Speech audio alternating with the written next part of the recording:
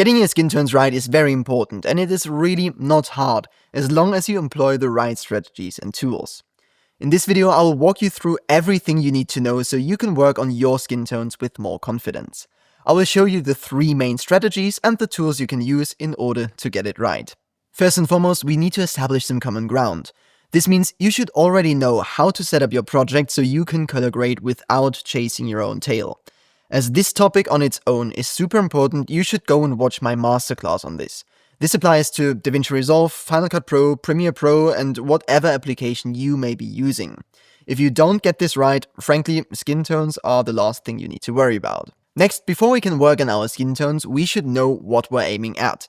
And to know what we're aiming at, we need some tools to inform our decisions. The first tool we want to take a look at is the vector scope. The vector scope represents all the hues and their saturation present in your image. What you will also find in your vector scope is the so-called skin tone indicator line. If you don't see this line in your vector scope, just know that you can toggle this on and off. So you might want to look up how to show and hide the skin tone indicator in your application of choice. When it comes to the skin tone indicator line, you might as well ask yourself which skin tones should be on or near this line. After all, there are so many ethnicities, and when you go on a summer vacation, your skin looks different when you come back as well, right? So which skin tones should be on the skin tone line or near the skin tone line? The answer is, under natural lighting, all of them. This is precisely why I didn't say the vector scope shows you the colors in your image. Because if you want to have a color, you want to have a certain hue, a certain saturation, and a certain lightness or brightness. This means the term color consists of 3 individual things: a hue, a saturation, and a brightness or a lightness. The vector scope can represent the hue, so that's a check mark, and it can represent the saturation. That's a check mark. Because as you can see, we have all the hues: red, magenta, blue, cyan, green, and yellow all around the circle, and the more saturated a color is, the more it moves towards the edge. The less saturated a color is, the more it moves towards the center. But when it comes to brightness, the vector scope has no idea about it. Let's have a look at this in action. So our color generator, as you can see, is represented as this little dot right here. I hope this makes its way through YouTube. So pay attention to this dot and see how it moves. You can see if I change the hue of the color, the point in the vector scope will go around in circles, and it will hit all of these boxes along the way. Magenta and back to red again. Also, you can see all of the individual hues around the vector scope, and they are arranged just as they are on the color wheels. So we have our red opposite of cyan, we have our blue on the opposite of yellow, and we have our green on the opposite of magenta. This is just how our color wheels work. If I decrease the saturation, you can see how this little point moves more towards the center of the vector scope. This means our hue gets less saturated. If I increase the saturation of the hue again, you can see how the point moves more towards the outer edge of the vector scope. But look what happens if I change the brightness of our generator. The dot moves back and forth as well. This means we're now only seeing the changes in saturation, but not the changes in brightness. Because as I change the brightness, the saturation will be impacted. So there is no way of seeing lightness or brightness in the vector scope.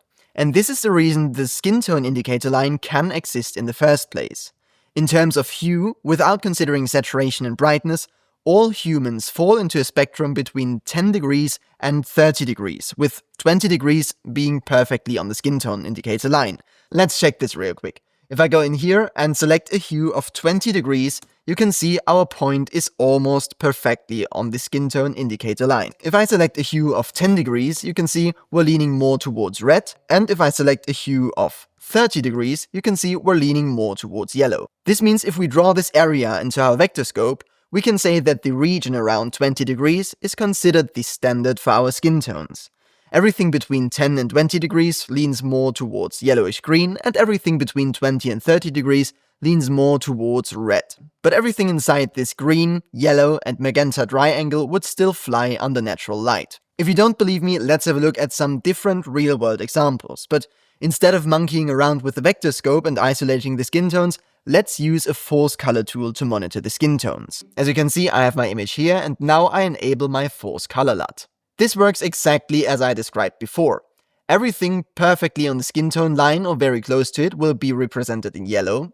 Everything slightly towards the yellow side of things will be represented in green, and everything more towards the red side of things will be presented in magenta. This gives you visual feedback where your skin tones are without the need for isolating them.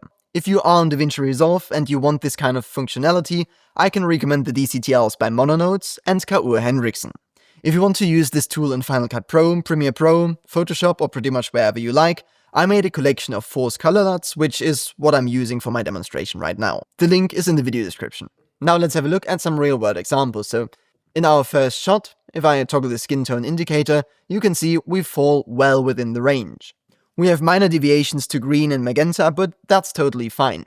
Remember, as long as we see the force colors, everything is fine. If there are no colors displayed, then we would be out of luck. So everything marked in green and magenta is still within the margin of error. I toggle the skin tone indicator off, and we move to our next example. Two people from two different ethnicities, but still, if I toggle the skin tone indicator on, everything works out wonderfully. Let's toggle the skin tone indicator off one last time and go to the last shot. Again, two people from two different ethnicities, but if I toggle the skin tone indicator on again, you can see everything works out wonderfully as well. To reiterate, the skin tone indicator line in the vector scope and tools like force colors can only exist because when correcting for skin tones, we are only concerned with the hue. Contrary to what your racist uncle wants to tell you at the family dinner, all humans share a similar hue when it comes to skin tones, no matter their ethnicity. If you are in a good mood, then you should introduce him to the vector scope. When it comes to actually correcting the skin tones, there are three major strategies. Starting with the first one, contextual correction. This brings me to the first thing I need to point out about skin tones and the debate whether or not perfect skin tones even exist. Skin tones are highly contextual, meaning how your skin tones look is hugely dependent on the light that surrounds them. One extreme example would be stage lights. On a shot like this, there is no point in trying to achieve correct skin tones because the overall look of this scene works against it. For example, here's the same shot where I tried to correct the skin tones. I didn't try very hard, so take this with a grain of salt. The only thing I want to show you is how out of place this looks. Then, if skin tones are highly context dependent, we should take care of the entire context in our scene when correcting skin tones, right? Before working on the skin tones, I have set up my signal chain like this.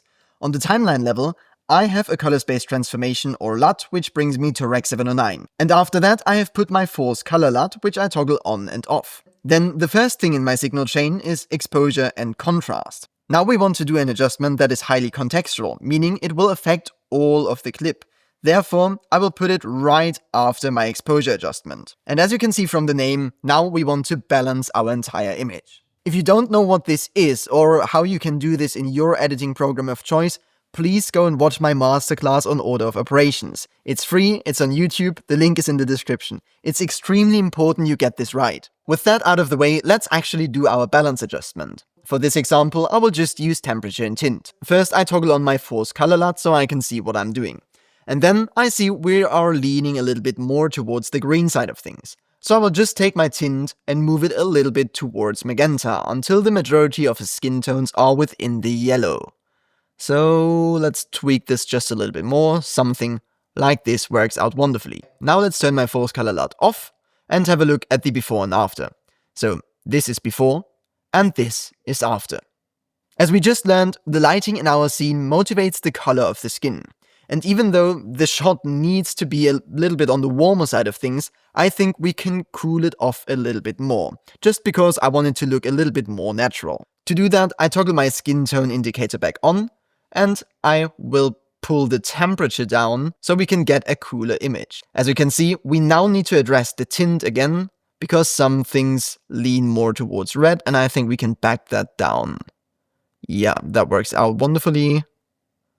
Something like this. And now let's disable the skin tone indicator and have a look at the before and after. So this is before and this is after.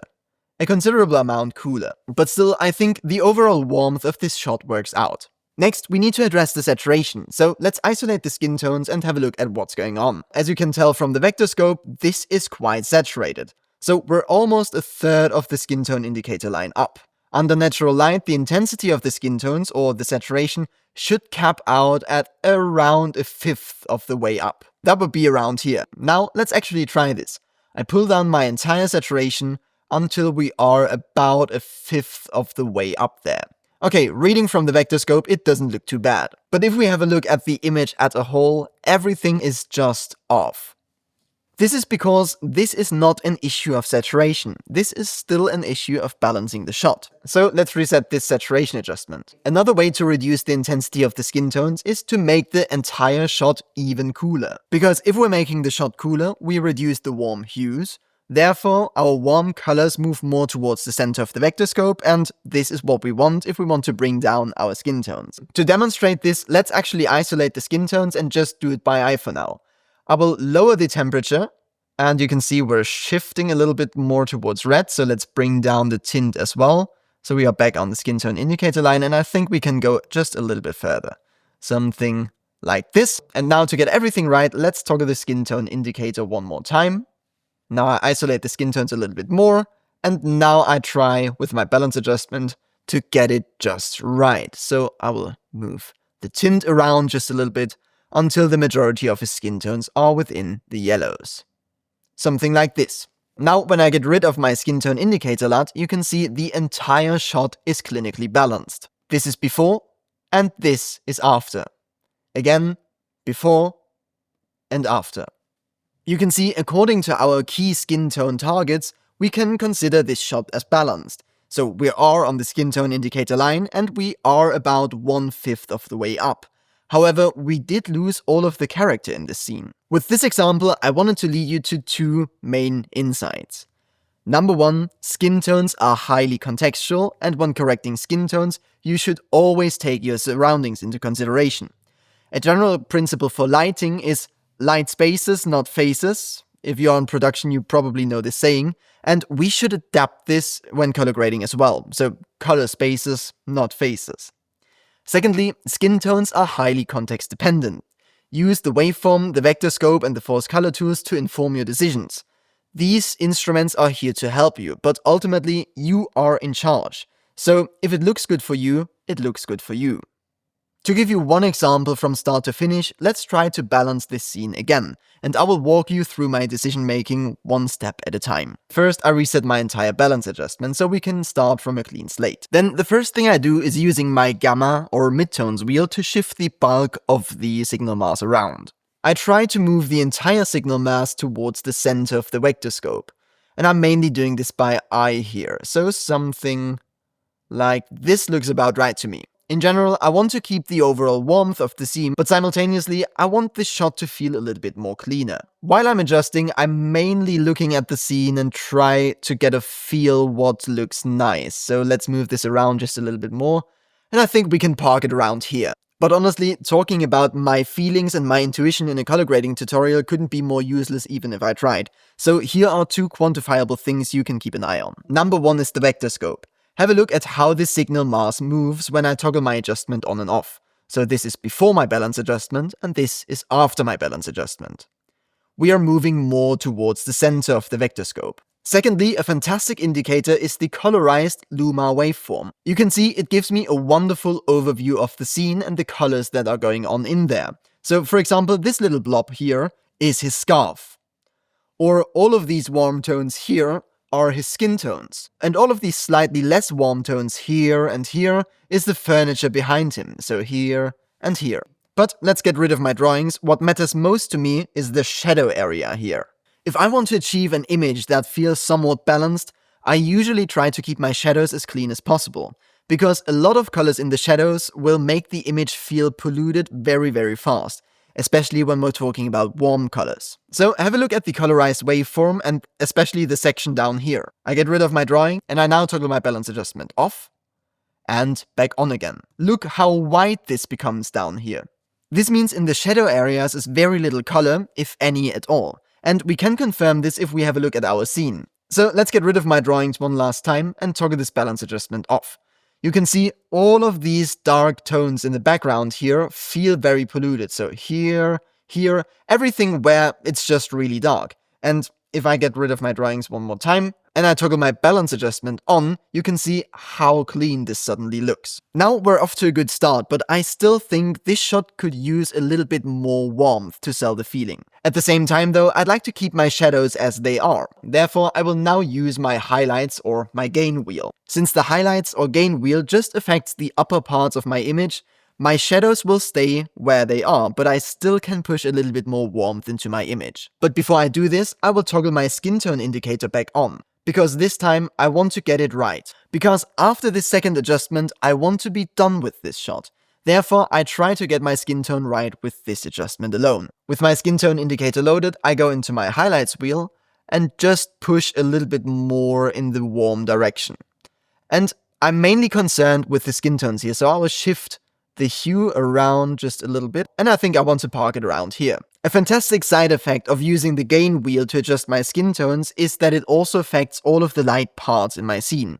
This means it will also affect the lights in my scene. This means indeed we are coloring spaces and not just faces, and therefore everything feels as if it belongs. For one more time, I will toggle the skin tone indicator off, and let's have a look at the before and after. So this is the shot before my balancing, and this is the shot after my balancing. The skin tones are exactly where they are, but the shot is overall balanced. And at the same time, we are still keeping the overall mood of the scene. The second strategy for skin tone correction is a targeted adjustment. Let's say you're working on a shot like this and you like the overall mood of the scene, because you already did your balance adjustment and you want to keep things as they are. But for some reason, the skin tones aren't not quite there yet. Since all kinds of targeted adjustments are secondary adjustments, let's first have a look at where we put them in our signal chain. So as I just mentioned, we have our color space transformation or our LUT at the timeline level to go from our recording color space to Rec 709. After that, I have my analysis tool, which is the force color LUT, so we can see what the skin tones are doing. We also already did our exposure and contrast adjustment and our balance adjustment. These two adjustments are very broad, therefore they should go at the beginning of our signal chain. This means I will leave them where they are. I will just slide our secondary correction in between the balance adjustment and the color space transformation. Again, if you don't know what this is, watch my video on order of operations. It's really important. The link is in the video description. Now that we know where we need to perform this adjustment, let's actually do it. For this targeted correction, I will use the hue versus hue curve. I will take the eyedropper and sample the area of the skin, so one time here and one time there. Now that I have these control points in my curve, I can work with them. But first, let's toggle the skin tone indicator. Now I can take this control point and swing it around until we're roughly moving in the right direction. And as you can see, I'm taking her shirt with me, so we need to move this point just a little more towards the side. And I think this selection might be a little bit too wide. So let's reset this one more time and sample the skin tones. I think we can move these points in just a little bit, and let's swing that around one more time. Okay, we're affecting somewhat the right things, but we still need to find a good point for this control point. So let's see if we can get this right. Yes, and as you can see, if I move this control point inwards, we affect her blazer less and less. So this is the way to go for this scene. And let's have a look if we can get it a little bit closer. What does the before and after say? So this is before. This is after. We moved a considerable amount more towards the desired skin tones. Let's disable the force color LUT and have a look at the before and after. So this is without my adjustment, and this is with my adjustment. This is considerable. If you don't see this very well on YouTube, please pay attention to the vector scope as it shifts. So one more time, this is before, and this is after. Next, we enable our force color view again, and have a look at these deviations. As you can see, we're deviating a little bit more towards yellow and green here. Although I'm personally absolutely fine with the image as it currently is, sometimes, especially when working on corporate stuff like corporate films or ads, you just have to nail it 100%. To get it a little bit closer, I will sample this area, and let's see if we can massage the points and move them around. So I will create another point right here, and I will try to move this a little bit further. Let's have a look at what we can do. Okay, no, this is doing more harm than good, and sometimes you just have to go through with trial and error. So let's see if we can equalize this a little bit more. Let's disable the force color LUT again and have a look at the before and after. So this is the before, and this is the after. I massaged the curve and the control points a little bit more, but we are still not quite there. I mean, let's have a look with the skin tone indicator again. I'm pretty happy with the person on the right hand side, but the person on the left-hand side could use a little bit more work. Then it's time for another targeted adjustment, but this time we're using a mask and a qualifier. So I will toggle the skin tone indicator off for now. Before I actually use a mask and a qualifier, I want to say that this level of precision is your last resort. Don't use masks and qualifiers if you don't need to. This is the kind of adjustment that will easily break your image if you are not careful enough. Try to get there with all of the tools I showed you until this point in the video. With all of that out of the way, let's actually use some masks and some qualifiers. I will pull up my qualifier and use the eyedropper to sample her skin tone. So let's actually show this selection. As you can see, we got her skin tone pretty well, but I think there's room for some improvement, so let's try to add this. And now we're at a point where we need to refine this qualifier by hand. So let's actually drag this back in here and do this manually. So I will just try to get everything as clean as possible. Something like this looks nice. Actually, let's disable the saturation. I don't think that is helping us. And let's have a look at what the luminance does. So, okay, it helps us to get rid of her hair quite a bit. And I think we could smooth that off just a little bit more. Something like this would work out. Now that we refined our key as good as possible, we still need to get rid of the person on the right. I will do this by combining our qualifier with a magnetic mask. I will select the magnetic mask and just sample the person on the left-hand side here. And as you can see, we got rid of the person on the right-hand side. We need to keep in mind, though, that this key didn't quite get rid of her hair and her teeth. So we really need to be mindful with our adjustment. To actually do these adjustments, let's turn off the mask view and go back to our primaries. Now I toggle the skin tone indicator back on, and I will now use my highlight or my gain wheel. I will just try to push it roughly in the right direction, and as you can see, I already went too far, so we need to be very considerate. I reset and I try it again. Something like this really does help a lot and really goes a long way. Let's disable the false color LUT and have a look at the before and after. So this is the image without our adjustment, and this is the image with our adjustment. You can see the difference is minor if it even makes its way through YouTube. One more time, before and after. Maybe it is a little bit more clear with the skin tone indicator back on, so let's turn that back on and let's have a look. So this is before and this is after. But really, do some soul searching before making precise adjustments like this. With great control comes great responsibility, meaning the risk of breaking your image.